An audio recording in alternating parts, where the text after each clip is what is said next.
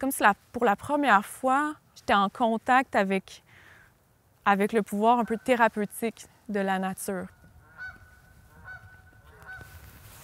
On a compris!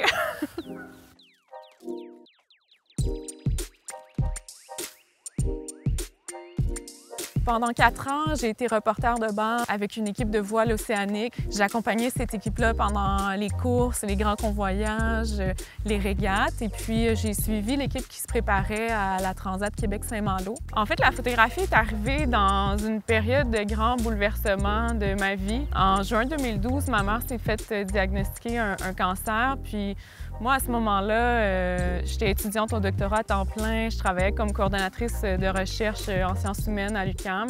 Le chemin semblait vraiment comme tout tracé d'avance. En l'espace de quelques mois, elle s'est retrouvée aux soins palliatifs. Puis je pense qu'à ce moment-là, je me suis fait la promesse que désormais, j'allais vivre pour deux, que je devais profiter de la vie au maximum. Puis c'est comme ça que je me suis retrouvée à partir pour l'ascension du Kilimandjaro avec mon sac à dos, mes bottes de randonnée, puis mon appareil photo. Je pense que c'est une fois rendue au sommet que j'ai vraiment pris conscience que ce que je pensais être la fin d'un chapitre, c'était le début de quelque chose d'autre pour moi.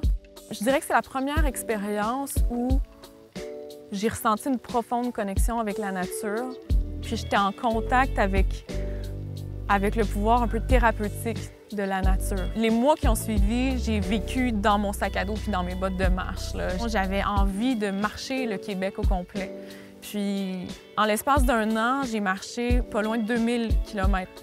C'était une vraie rencontre, finalement, avec le territoire québécois. Puis, de là est née une envie de redécouvrir mon territoire immédiat. T'sais. Et à ce moment-là, je savais que la photographie était entrée dans ma vie pour y rester. Pour moi, c'était une suite tellement cohérente puis logique à mon parcours. Je pense que je suis encore, aujourd'hui, une chercheure dans l'âme. C'est les mêmes questionnements qui m'habitent, qui m'interpellent, qui me donnent cet élan-là, d'aller à la rencontre des gens.